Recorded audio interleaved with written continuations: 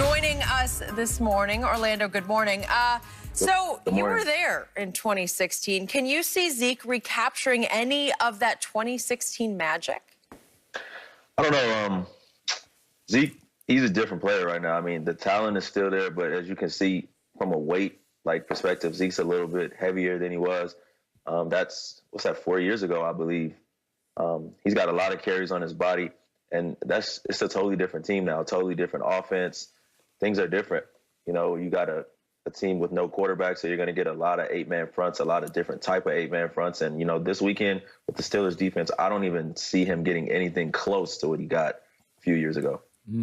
I concur with everything you said, and I said the exact same thing earlier, is that when you look at it, in 2016, he had 3 of the top 160 offensive linemen in all of football. His left tackle, his center, and his right guard were first-team All-Pro, along with Zeke. The offense was built around Zeke. Offense ran through Zeke. So, and Zeke, and as you said, that was 1,000 carries ago. Zeke is a different player now than what he was then. And the offensive line is different now than what it is then. And when you don't have a quarterback that a defense respects, you're getting all my undivided attention. That's what made Adrian Peterson and the great running backs so special. Eric Dickerson, because he really never had a quarterback, and he still went and got 2,100. He still got 1,800. Look at Adrian Peterson. He had Christian Ponder and got almost 2,100 yards. Zeke. By the way, real quick on Eric Dickerson, he had Dieter Brock. Do you remember that? I do remember. He got to the NFC Championship game with Dieter Brock. That's how great Eric was. Go ahead. And so I agree with everything you said, I don't see, and it's nice to reminisce sometimes. I go home and I pop in the DVD and I look at my old self like, man, I'm pretty good back in the day. But them days ain't never coming back. Zeke. You pop in DVDs of yourself? Well, it's a VCR. VHS. Yeah, I got you exactly right. I got He's in the 80s. I put the cat, push it in. I still got one of them to pop the tape in with more blockbuster tape. And you can't really recognize who that guy was? Yeah, it's real bad. I was like, ooh.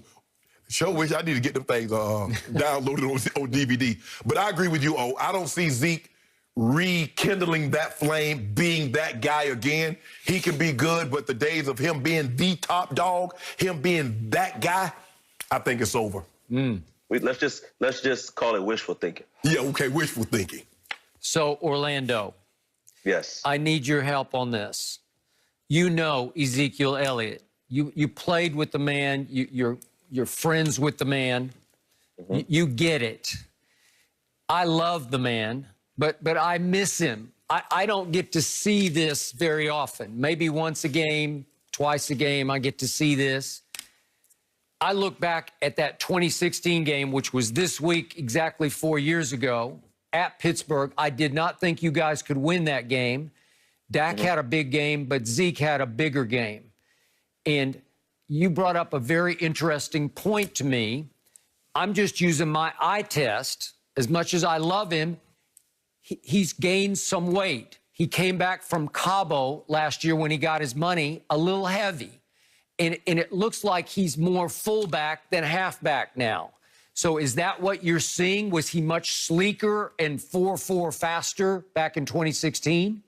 I think he was younger. I think he was more hungry. I think, with success, the hardest thing to deal with in this NFL and life and just everything in general and all aspects of life is success. And I think Zeke had a little bit of trouble dealing with success. I don't know if he's taken his offseason regimen to what it was before, but I remember when he first got there, when he came off of I believe Ohio State won the national championship. When he first got there, he was a little heavy. He worked to get into shape. He worked to get into great shape. And then he goes and he has the ongoing back and forth legal issue. He's suspended. Is he not? Then he goes to Cabo, serves a suspension, and he comes back. And all you keep hearing is he's leaner. And it's just like when you want to be that top dog and you are that top dog, you got to treat your body as your temple. You know this. You played for a long time. How you treat your body is how it's going to treat you. And you don't see these explosive runs. You don't see these, explosive run after the catch. And I just think they're using them in the wrong way. You're trying to play them every down. You want to make them a third down back. You want to make them run routes.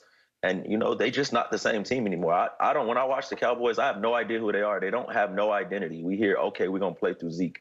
The first few games you got Dak. It's 3 wide receivers. And then you get the kid DiNucci last game. And then I'm looking at the Dallas Cowboys. Now they're running 3 tight ends, and they don't even have a fullback on the roster. They're running 3 tight ends and just Zeke and just trying to run it up the middle against the strength of Philadelphia. It was simply pathetic. And I look for this weekend to see for the Steelers defense to just say, you know, they just another team with a different helmet that's in the way. And I look for them to be dominant. The question that I have is that when I look at top athletes, I look at their lifestyle.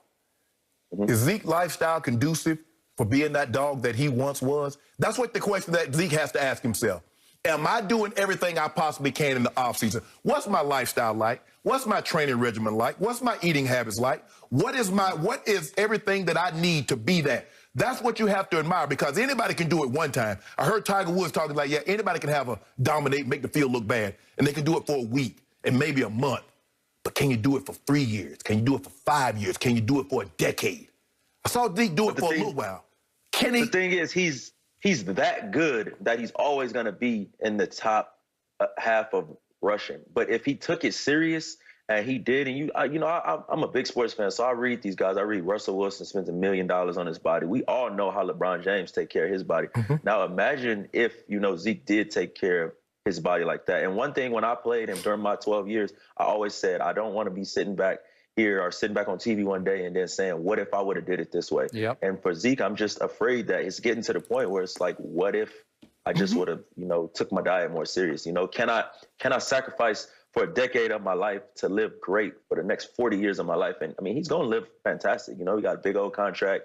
He's going to make a lot of money. He's going to be a Dallas Cowboy. And he was on the way to being a Hall of Famer. But now it's like, is he just going to be a guy that had a good 4 or 5 years? Or is he going to continue and have a good 10 years like Adrian Peterson, Eric Dickerson? So back to what happened Sunday night at Philadelphia. You said it was hard for you to even watch it. You can't recognize them. There's no identity. But I'm going to remind you, the rookie corner made another play on Carson Wentz early in the third quarter. Trevon Diggs picked it off in the end zone, ran it back out to the 31, and here came Zeke.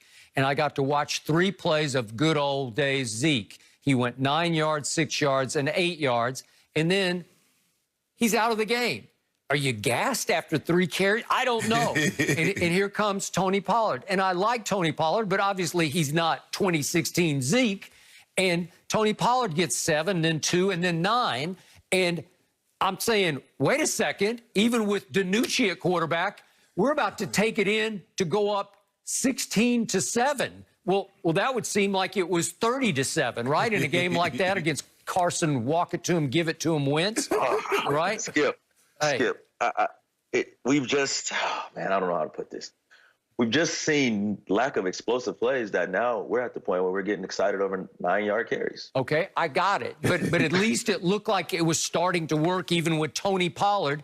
And again, is Zeke not in enough shape to finish the drive? What would Eric Dickerson or Walter Payton or Jim Brown? There's no way you're coming out of that game. At this point in time, you should be in peak condition. Right? 8 weeks into the season? Eric Dickerson, Adrian Peterson, Walter Payton, Barry Sanders, they're waving you off. No.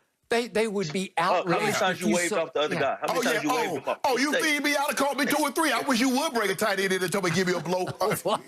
Blow, you better get out of here. What are you doing? So Orlando, what happens? They bring Zeke back in. He gets only 2 yards, and they resort to more trickery. They think they have to trick the Eagles. They try Cedric Wilson on a reverse pass. It gets blown up, -10. They miss the field goal, and that was the end of DiNucci's Cowboys as we knew and didn't love them, right? So, Skip, I'm sitting there, and, good friends with Kellen Moore, college teammates, offensive coordinator. Yep. So I'm watching, and I said, a double reverse? I'm scratching my head. A double reverse? I said, this is not, you're not playing against Colorado State. No. Like, come on, these guys up front is too big and too fast for this. And if you allow these defensive linemen to run around blocks and make plays, of course, Fletcher Cox he'll run around blocks and make plays all day. Because what is Fletcher gonna do? He's in the 3 technique. He gonna run up the field, so he gonna run right into the play. He was like, "Thank you." Now, if it was going the other way, you might have had him. But you're running the play. He runs upfield, and here comes Cedric Wilson right into his arm. He's like, "Thank you." It's hurt. It's painful to watch. It's painful to watch, and it is. It's just painful. It's painful to watch. Yeah. It's painful to watch because I know how much some of those guys there wanted. The guys that I know how much they wanted. But it's like your heart got to match what you putting out. Your heart got to match what, like, you know, you putting into the atmosphere. And then when your running back has 5 fumbles in 7 games, you know, he seems like he's a little bit overweight. You know, you got players on defense going back that's not, you know, maintaining their assignments. There was some bright spots on defense. Diggs, he made some plays. DeMarcus Lawrence is starting to play really hard again, starting to play well again. But right now, the Cowboys are in a bad shape. The wheels are off. And, you know, the faster that they admit it and, you know, figure out the way that they can salvage the season, just play hard, just play together, find out who can be core, integral pieces of your program, of your team, of your organization going forward. And the guys that aren't, you got to just move on from them. Man, this is depressing. Yeah. Jenny, save me. I mean, Skip, has it sunk in yet? I mean, you're still holding on hope. Okay, Orlando, we appreciate you joining us as always. We'll check in with you soon. Coming up next, guys, Fox NFL insider Jake Glazer will join.